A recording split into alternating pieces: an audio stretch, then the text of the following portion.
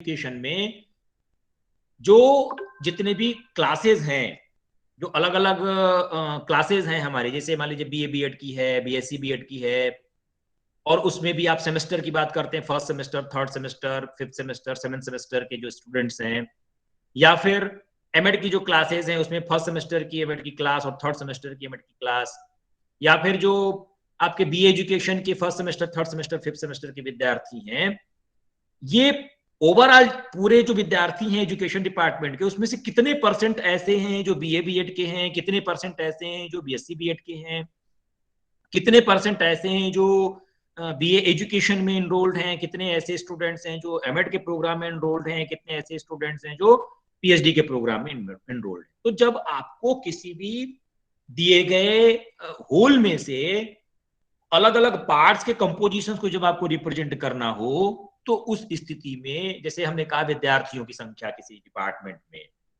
या अगर आप कहीं कुछ खर्च कर रहे हैं, जैसे मान लीजिए विश्वविद्यालय में ये पता करना चाहता हो कि हमको कितना ग्रांट मिलती है, उसमें से हम विद्यार्थियों से फी कितना इकट्ठा करते हैं, और बाहर से ग्रांट कितना आती है, कितना हम स्कॉलरशिप में देते हैं, कुल पैसे का, कुल हमारे विश्वविद्यालय का इनकम कितना है और एक्सपेंडिचर कितना है, ये सारी चीजें हम देखने हैं। तो उस तरह से, या इस कोर्स आपको किसी कक्षा के विद्यार्थियों की अलग अलग सब्जेक्ट्स में जब इस कोर्स को आप देखना चाहते हैं, तो ये सारी चीजों को रिप्रेजेंट करने के लिए हम पाई चार्ट का प्रयोग कर सकते हैं।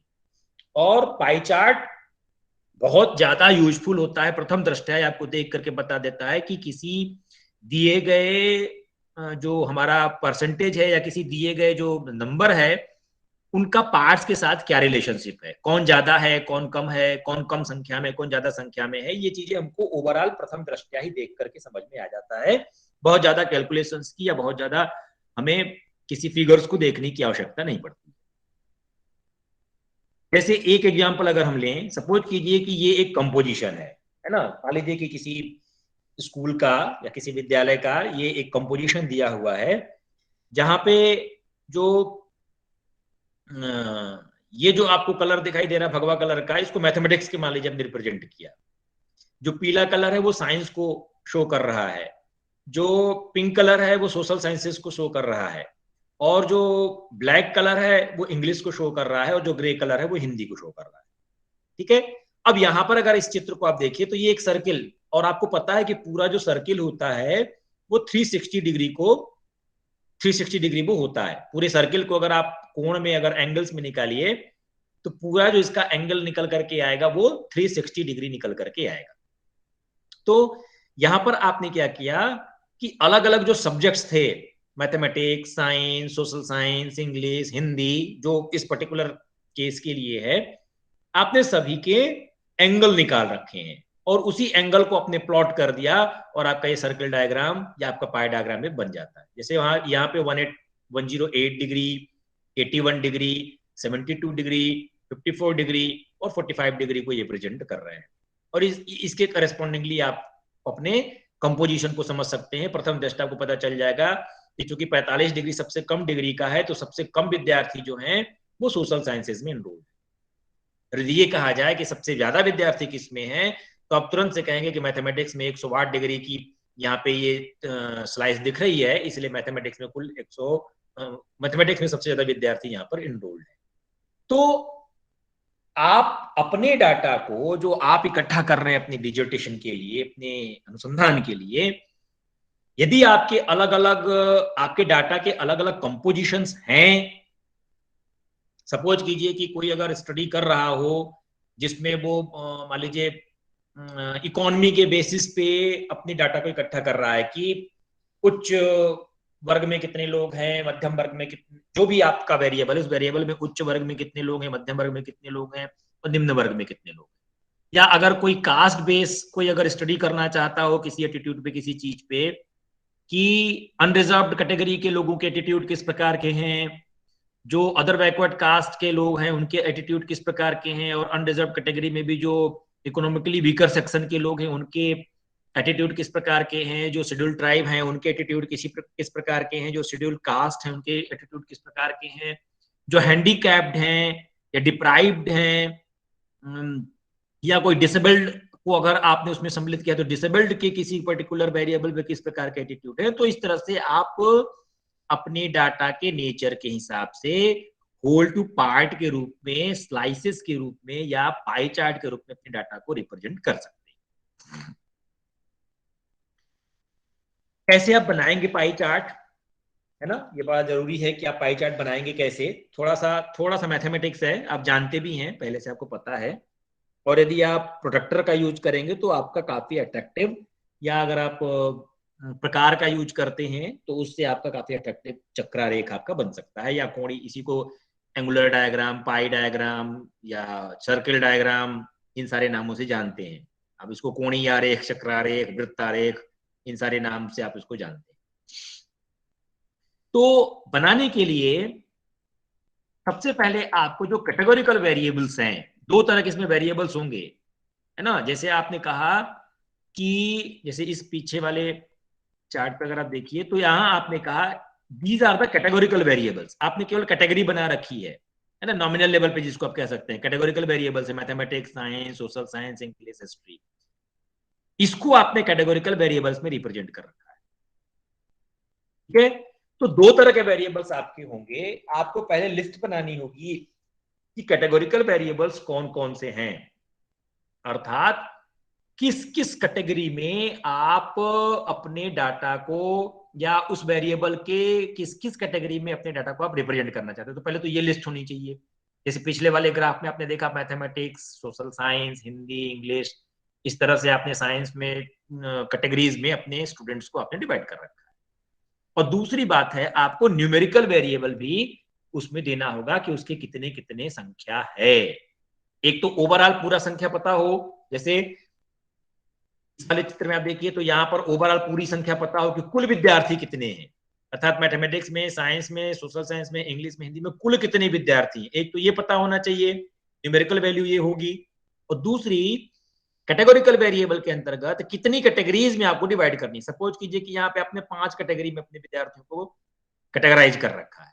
उसी तरह से अगर आप विश्वविद्यालय के विद्यार्थियों की संख्या के लिए आपको निकालना होगा, तो जितने भी स्कूल्स हैं, on the basis of school और faculty, you can categorize your students under these schools।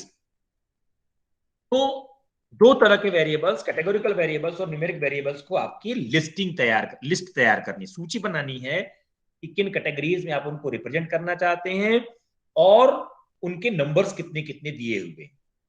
दूसरी बात, percentage are the numerical variables, उनके आपको प्रतिशत निकालने हैं, कितने प्रतिशत कुल आपको पता होगा और उसमें कितने एक भाग के हैं वो भी आपको पता है। तो उसके आधार पे आप परसेंटेज निकालेंगे, प्रतिशत निकालेंगे कि कितने प्रतिशत वो हुए। जैसे और फिर type of trash are categorical variables, कितने प्रकार के आप कैटेगोरिकल वेरिएबल्स में कितने कितने परसेंटेज आपकी आ रहे हैं, ये चीज कैलकुलेट करना। और उसके आधार पे हम एक फार्मूला का यूज करेंगे, ठीक है, कि डाटा को रिप्रेजेंट करने के लिए कि important type of data representation, जो भी आप किसी भी वेरिएबल पे आप करना चाहते हैं, डिफरेंट सेगमेंट्स और सेक्टर्स, कितने सेक्टर में, कितने सेगमेंट्स में या कितनी कैटेगरीज में आप उनको डिवाइड करना चाहते हैं, ये चीज निकालना। और प्रत्येक सेगमेंट के सेक्टर के पाई चार्ट में फॉर्म बनाने के लिए स्पेसिफिक पोर्शन कितना है, अर्थात परसेंटेज कितना है, इस चीज को हमको निकालना होगा। तो 3 बातें हो गई। पहली बात कि सर्वप्रथम आपको कितनी कैटेगरीज में आपको अपने डाटा को रिप्रेजेंट करना है, इसकी सूची, और हर एक कैटेगरी में कितने कितने लोग हैं, इसकी सूची आपको तैयार करनी। दूसरी बात, आपको प्रत्येक कैटेगरी में या प्रत्येक वर्ग में कितने कितने लोग हैं उसका प्रतिशत तैयार करना है। और तीसरी बात है कि आपको कुल 360 अंशों में से वो दिया गया प्रतिशत कितना एंगल या कितने कोण बनाएगा, इस चीज को आपको कैलकुलेट करना। अगर ये 3 चीज आपने कर लिया तो आपका पाई चार्ट इजीली बन जाएगा। ठीक है, क्योंकि आपको पता है कि पूरा एक सर्किल, है ना, एक वृत्त जो होता है, पूरे वृत्त की अगर आप कोण निकालते हैं तो 360 डिग्री होता है, ये पहले से हमको पता है। जैसे घड़ी की सुई चलती है तो घड़ी की सुई 12 से शुरू करके पुनः 12 पे दी आ जाएगी तो कुल 360 डिग्री को वो रिप्रेजेंट करती है। तो इसी हिसाब से आपकी भी जो सर्किल है वो एक घड़ी की सुई की तरीके वो चलेगी और उसमें 360 डिग्री टोटल कोण बनेंगे, एंगल जो बनेंगे कुल टोटल बनेंगे, और यही टोटल 360 डिग्री 100% को रिप्रेजेंट करता है।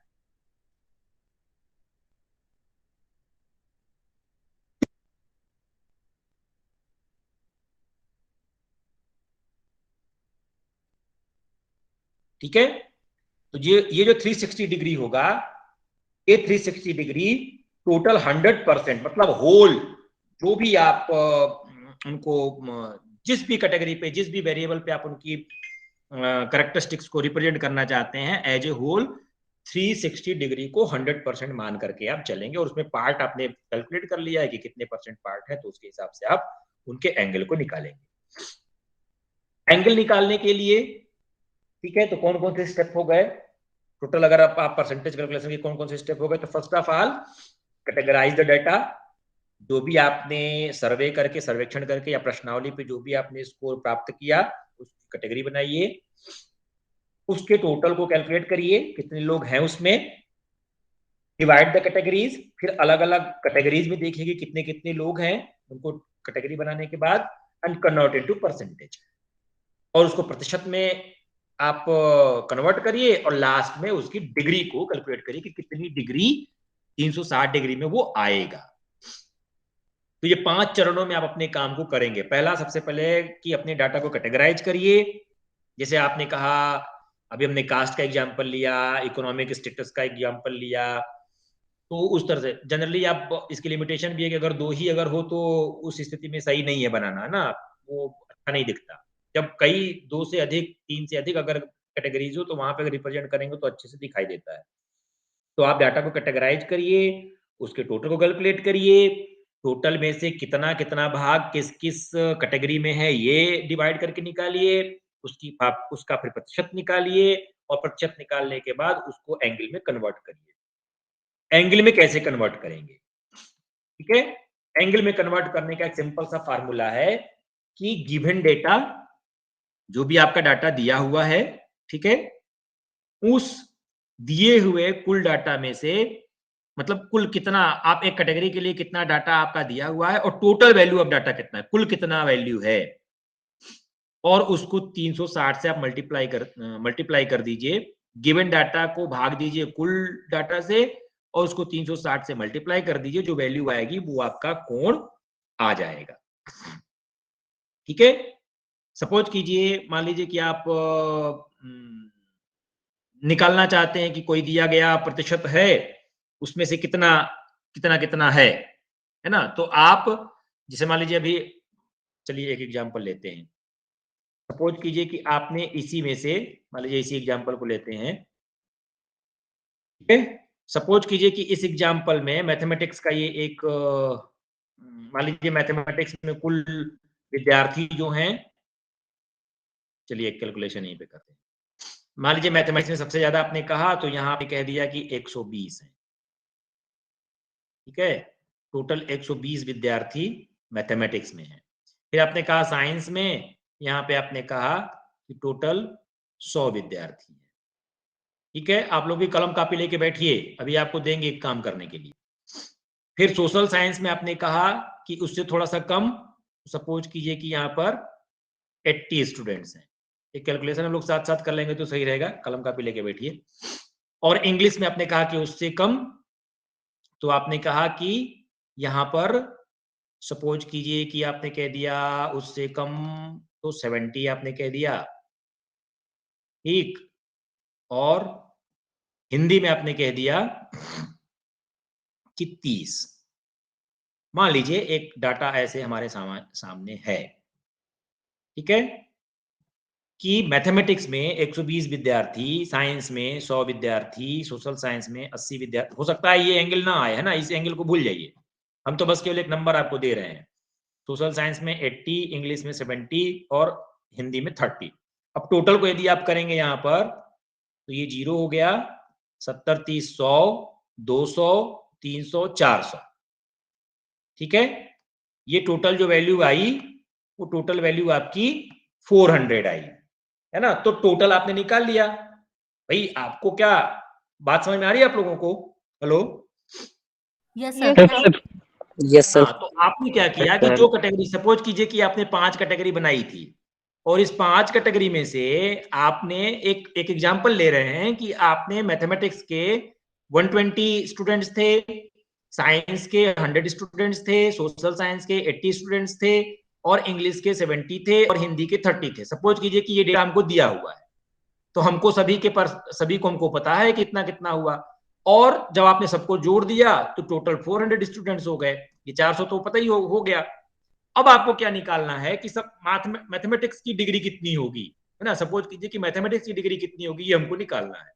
तो हमने क्या कहा कि मैथमेटिक्स के लिए, चलिए यहां कैलकुलेट करते हैं कि आपने मैथ के लिए निकालना चाहा, तो मैथ के लिए आप क्या करेंगे कि जो आपका मैथमेटिक्स का गिवन डाटा कितना है 120, तो आपने 120 लिख लिया, ठीक है।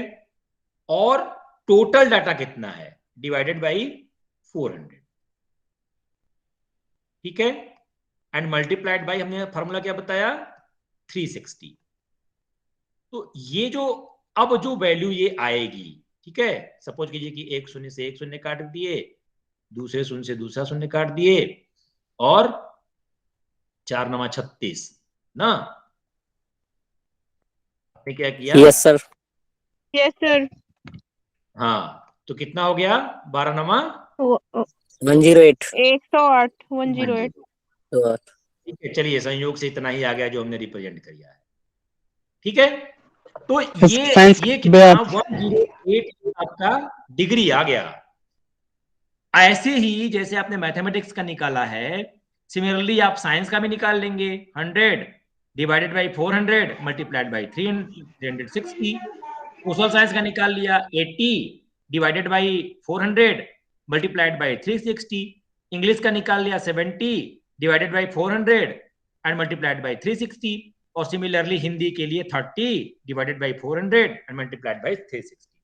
तो आपको प्रत्येक कैटेगरी में जो कैटेगोरिकल डेटा आपका है, इस प्रत्येक कैटेगरी में आपके जो परसेंटेज है वो, सॉरी परसेंटेज नहीं, जो आपके एंगल है वो एंगल आपने निकाला, ठीक है। अब इसी एंगल को प्रोटेक्टर के माध्यम से, जैसे मान लीजिए अब आपको बनाना ही है, तो चलिए उसी पे चलते हैं फिर जैम बोर्ड पे चलते हैं, ठीक है। अब आपको यही प्रोटेक्टर पे आपको बनाना है, तो आपने क्या किया कि सपोज कीजिए कि आपने प्रोटेक्टर पे 108 डिग्री आपको बनाना है, तो सबसे पहले फ्री हैंड भी अगर आप चाहें तो बना सकते हैं। आपको पता है कि ये पूरा 180 डिग्री होता है ना, और ये पता है कि आपको 90 अंश होता है, 90 डिग्री होता है।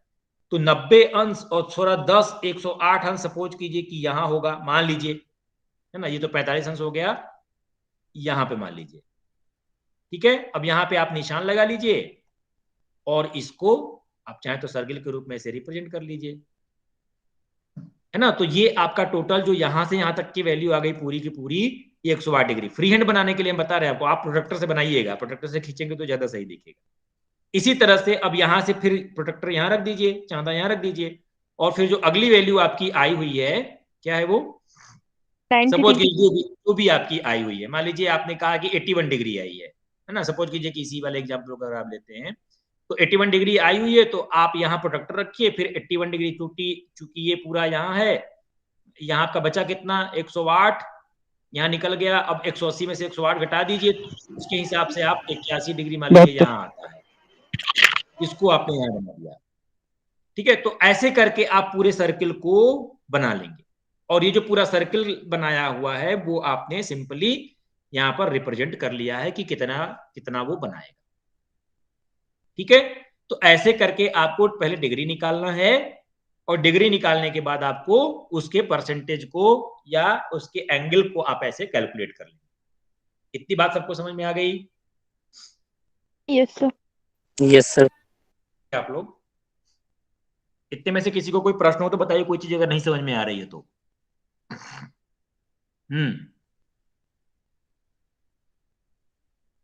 चलिए, तो स्टेप्स में पहले आपने कैटेगोरिकल डेटा बनाया, उसके टोटल को कैलकुलेट किया, उसके अलग अलग डिवाइड किया कैटेगरीज को, परसेंटेज में कन्वर्ट किया। अच्छा, परसेंटेज में कन्वर्ट करने के लिए सिंपली पता ही है आपको, जहां पे आपने 360 से मल्टीप्लाई किया है उसको अगर 100 से मल्टीप्लाई कर देंगे तो परसेंटेज निकल आएगा। जैसे इस वाले एग्जांपल में अगर आप चलिए, वहीं फिर पीछे चलते हैं ना, यहाँ पे अगर आप चलिए, अगर आपको प्रतिशत निकालना है तो चूंकि ये आपने एंगल में निकाला है, अब इसी को आपको अगर प्रतिशत कैलकुलेट करना है कि कितने प्रतिशत लोग उसमें होंगे, ठीक है, तो प्रतिशत निकालने के लिए क्या करेंगे, वही बात है 120/4, यहाँ 360 की जगह जब 100 कर देंगे तो वो आपका प्रतिशत बता देगा, है ना, कितने प्रतिशत लोग होंगे। ये निकालने के लिए क्या करेंगे, 120 लोग इसमें थे, ठीक है, और 400 कुल लोग थे, ठीक है, तो कितने प्रतिशत लोग हुए इसमें, इसलिए 100 पर ना, तो आपका ये सिंपली हो जाएगा 4×3=12, 30%, 30% होगा। Yes sir. ये कट गया, ये कट गया, ये कट गया, ये कट गया, जो भी परसेंटेज आए तो परसेंटेज को आप यहां से ऐसे निकाल सकते हो। तो हर कैटेगरीज में आप परसेंटेज को ऐसे कैलकुलेट कर लेंगे, ठीक है। अभी आपको एक प्रॉब्लम देंगे, आप लोग करिएगा, उसको आप करेंगे तो ज्यादा आपका हाथ क्लियर हो जाएगा। तो यहां पर आपने परसेंटेज, ये कैटेगरीज हो गई, फार्मूले को आपने ऐसे कर लिया, ठीक है। यहां एक चीज ध्यान रखने वाली बात है कि it is not mandatory to convert the given data into percentage until it is specified, है ना। यदि बहुत ज्यादा विशेष करके नहीं दिया हुआ है तो कोई जरूरी नहीं कि आप उसको जैसे अभी हमने परसेंटेज कहाँ कैलकुलेट किया था, हमने तो डायरेक्ट आपको नंबर दे दिया, नंबर से आपने सीधे आपको कैलकुलेट कर लिया कि इतनी एंगल होगी। लेकिन यदि परसेंटेज भी स्पेसिफाई करना है आपको तो वहां पर प्रतिशत आपको निकालना पड़ेगा। And directly calculate the degree for given data values and draw the pie chart accordingly, जैसे अभी हमने आपको करके दिखाया। उसका मतलब ये हुआ कि प्रतिशत हर बार निकालने की आवश्यकता नहीं है। यदि आप ये दिखाना चाहते हैं कि कितने प्रतिशत उस कैटेगरी में लोग हैं, जैसे होता है ना कि आप उसको रिप्रेजेंट करना चाहते हैं, उसकी वैल्यू बताना चाहते हैं, तो उस वैल्यू को बताने के लिए प्रतिशत बना करके उसमें आप डिनोट कर दीजिए कितने प्रतिशत लोग इसमें हुए। और यदि उसकी जरूरत नहीं है, सिंपली कौन ज्यादा कौन कम रिप्रेजेंट करना है स्लाइसेस के माध्यम से, तो वहां पर आप उसको उसी तरह से रिप्रेजेंट कर सकते हैं, ठीक है। अब इसके यूजेज क्या हैं, क्या कैसे हम इसका कहां कहां यूज कर सकते हैं। तो एक है कि टू रिप्रेजेंट कैटेगोरिकल डाटा, पहली ही बात हो गई कि जब हमारा कोई डाटा नामित स्तर पे आपने उसको नॉमिनल लेवल पे अगर मेजर किया है तो उसको हम कैसे रिप्रेजेंट करेंगे, तो कैटेगोरिकल डेटा को आप इस तरह से परसेंटेज के रूप में या पाई चार्ट के रूप में रिप्रेजेंट कर सकते हैं। To show the performance of a student in test, किसी परीक्षण पर विद्यार्थियों की क्या निष्पादन था, कैसे उन्होंने परफॉर्म किया, इस चीज को भी रिप्रेजेंट करने के लिए पाई चार्ट आप कर सकते हैं। या किसी विद्यार्थी के अलग अलग सब्जेक्ट्स में कुल जो टोटल है, टोटल में से अलग अलग सब्जेक्ट्स में कितने नंबर उसने प्राप्त किए हैं, उस चीज को परफॉर्मेंस को दिखाने के लिए भी आप पाई चार्ट का प्रयोग कर सकते हैं। किसी भी इंस्टीट्यूशन की ग्रोथ को दिखाने के लिए बना सकते हैं कि इस सन में कुल उसका कितना एक्सपेंडिचर था और अलग अलग सन में कितना कितना उसका कैसे कैसे ग्रोथ किया है या कैसे डिक्लाइन किया है, इस चीज को भी बना सकते हैं आप। बिजनेसेस में भी इसका यूज होता है, it is use to compare areas of growth such as turnover, profit और एक्सपोजर, ये सारी चीजें आप इसमें करके इसका यूज कर सकते हैं। क्या क्या इसके एडवांटेजेस हैं, तो सिंपल और इजी टू अंडरस्टैंड है। जैसे आप बार डायग्राम के बारे में बात करते हैं कि कोर्स के रूप में वो ये अंडरस्टैंडेबल है, अंडरस्टैंडिंग वहां पे हमको इजी हो जाती है, तो यह इसको भी आप इजीली समझ सकते हैं। And represented visually as a fractional part of a whole, किसी पूर्ण में से कौन भाग कितना है, इस बात को देखने के लिए, रिप्रेजेंट करने के लिए भी हम पाई चार्ट का प्रयोग करते हैं, है ना। होल टू पार्ट, कुल में से कितना है वो, इस बात को दिखाना हो तो हमको इसका प्रयोग करना चाहिए। Provide an effective communication for uninformed audience, है ना। कोई अगर जिसको रिप्रेजेंट करना चाहते हैं जो पहले से नहीं जानते और उसके बारे में आपको इफेक्टिव कम्युनिकेशन करना चाहते हैं, तो उस वहां पर भी आप इसको इजीली दिखा सकते हैं, एक ही बार में पता चल जाएगा कि कौन ज्यादा कौन कम है। And provides a data comparison for a audience at a glance, पूरा एक ही बार देख करके बता देगा व्यक्ति की कौन ज्यादा कौन कम है। Give an immediate quickly analysis to understand information, जब आपको तुरंत से किसी चीज को समझना हो, क्विक एनालिसिस करनी हो, तो यहाँ पर हमको इसका प्रयोग करना चाहिए। And no need for readers to examine और मेजर अंडरलाइंग नंबर्स, है ना, यहाँ जरूरत नहीं होती कि वो उसके नंबर को देखें तभी समझ पाए कि कौन ज्यादा कौन कम है। आप चाहे, जैसे उसमें एंगल केवल लिखा हुआ था, एंगल चाहे तो आप न भी लिखें, प्रतिशत भी आप चाहे तो न भी लिखें, लेकिन बहुत दूर दूर होगा तभी आप उसको कर पाएंगे। तो नहीं लिखने पे भी आप सिंपली देख करके, जो पढ़ने वाला होता है उसको एग्जामिन करके बता सकता है, उसको समझ आ जाता है। And to emphasis a view point, want to make can manipulate pies of data in a pie chart। ठीक है, जब कुछ बिंदुओं को आपको उल्लिखित करना हो, ये बिंदु ज्यादा जरूरी है, आपके अपने भी रिसर्च में हो सकता है कि किसी चीज को आपको उल्लिखित करना, हाईलाइट करना हो, तो उन चीजों को आप स्पीसीज के रूप में रिप्रेजेंट कर सकते हैं। इसके डिसएडवांटेजेस क्या हैं? आप कह सकते हैं कि less effective if there are too many pieces of data, यदि बहुत ज्यादा, भाई अगर बहुत ज्यादा कैटेगरीज आपने बना दी, 15 16 20 कैटेगरीज बना दी, तो उस स्थिति में यदि आप पाई चार्ट बनाएंगे तो बहुत ज्यादा चीजें समझने में थोड़ी दिक्कत होती है ना, बहुत ज्यादा अगर पीसेस बनेंगी, बहुत ज्यादा कैटेगरीज होंगी तो। And add data labels and numbers may become crowded and hard to read, जब कभी अगर ज्यादा पीसेस होंगे और सब में आप उसको लेबल भी कर दें कि ये इतने प्रतिशत, ये इतने प्रतिशत, ये इतने प्रतिशत, तो आपस में गड्ढम गड्ढा हो जाता है ना, इसका वाला डाटा उसमें, उसका डाटा उसमें चला जाएगा, तो हो सकता है कि वो हमको समझ में ना आए, बहुत ज्यादा क्राउडेड हो जाएगा, उसमें भीड़ बहुत ज्यादा दिखने लगेगी, तो वो थोड़ा इजी अंडरस्टैंडेबल नहीं होता है। And only represent one data set, no series to compare multiple sets, है ना, केवल एक ही डाटा सेट को आप, भाई कैटेगरीज आपने बनाई है केवल, अब विद्यार्थियों की संख्या को इसमें रिप्रेजेंट कर सकते हैं, बाकी और सारे चीजें से कंपेयर नहीं कर सकते। जैसे कल आपको हमने बताया कि आप बार डायग्राम में मल्टीपल बार डायग्राम भी बना सकते हैं और सब डिवाइडेड बार डायग्राम भी बना सकते हैं, वो सारी चीजें इसमें करना थोड़ा मुश्किल है। And more difficult to readers when it comes to analyze and assimilate information quickly, जब बहुत ज्यादा पीसेस होंगी, स्लाइड्स होंगी, तो उस स्थिति में तुरंत से समझने में जो रीडर होगा उसको थोड़ा दिक्कत होगी, है ना, एनालिसिस करने में थोड़ा दिक्कत हो सकती है जब बहुत ज्यादा पीसेस होगी। तो ये कुछ इसके डिसएडवांटेजेस हैं, लेकिन इसके अपने लाभ भी हैं, है ना। आप अपने डाटा को कैटेगरीज में रिप्रेजेंट करने के लिए जरूर इस चीज का प्रयोग कर सकते हैं। ठीक है, तो ये इसके कुछ रेफरेंसेस हैं, आप चाहें तो इससे जा सकते हैं, और भी सूचना आपको मिल सकती है। इसके लिए आप अगर देखना चाहें तो एसपी गुप्ता सर की किताब में, सुलेमान की किताब में थोड़ी कैसे बनाया जाएगा उसका डिटेल डिस्क्रिप्शन आपको मिल जाएगा। हाँ, अब किसी का कोई प्रश्न हो तो बताइए।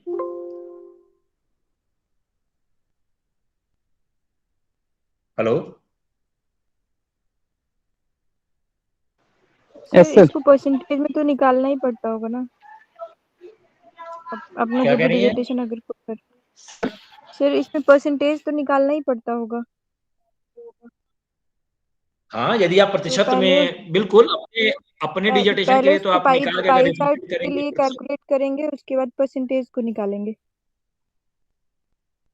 दोनों निकालना पड़ेगा ना। हाँ बिल्कुल बिल्कुल, यदि आप प्रतिशत में रिप्रेजेंट करना चाहती हैं डाटा को कि हमारा डाटा ओवरऑल कुल में से कितने प्रतिशत हैं, तो आपको प्रतिशत निकालना पड़ेगा। लेकिन बनाने की हमने बात करी कि यदि आप चाहे तो बिना प्रतिशत निकाले भी डायरेक्ट एंगल्स में कन्वर्ट करके उसको बता सकते हैं, है ना। लेकिन चूंकि आपका एक फॉर्मल डिस्क्रिप्शन सबमिट होता है डिजिटेशन का, तो वहां पे आपको प्रतिशत भी निकाल करके रिप्रेजेंट करना चाहिए, ये बात है। हाँ, और कोई, क्या अभिनीत कुछ कह रहे थे, बताइए। सर ये बोल रहे थे सर, एंगल और परसेंटेज को दोनों को मिक्स करके बना सकते हैं सर क्या? एंगल को रिप्रेजेंट करने की जरूरत नहीं है आपको, आप तो अगर आप प्रतिशत दिखाना चाहते हैं कितने प्रतिशत लोग हैं, तो प्रतिशत लोग हैं तो आप सिंपली प्रतिशत को रिप्रेजेंट कर दीजिए, फिर क्या सर जरूरत लेकिन है आपको। प्रतिशत लोग दिखाने के लिए सर, जैसे 360 मतलब 360 डिग्री होता है एक सर्कल में, तो सर लेकिन हमें बताना तो पड़ेगा ना कितना एरिया है। जैसे मान लो 100% कोई चीज है, तो उसमें से हमें 40% दिखानी है, तो वो एंगल के थ्रू हम मतलब सर्किल का उतना भाग ले पाएंगे ना।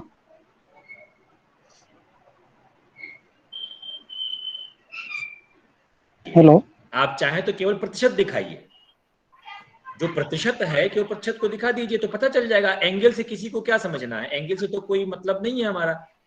एंगल तो आपको वो लेकिन पूरे एंगल सर्किल के को बेस पे पूरा ही करने बनता का। होगा ना सर परसेंटेज। एंगल के बेस पे हम सर्किल में से क्षेत्रफल काटेंगे ना सर, हम ये बोल रहे हैं। मतलब बिना एंगल के बिल्कुल हम बिल्कुल, सर्किल में, हाँ तो एंगल तो निकालने पड़ेंगे ना सर पहले तो।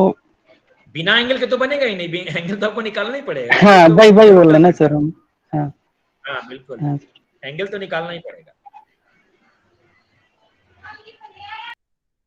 ठीक है, फिर आपको अभी एक शेयर होगा अभी डाटा, उससे आप लोग कैलकुलेट करिएगा। कैलकुलेट क्या, एक पिक्चर बनाइएगा।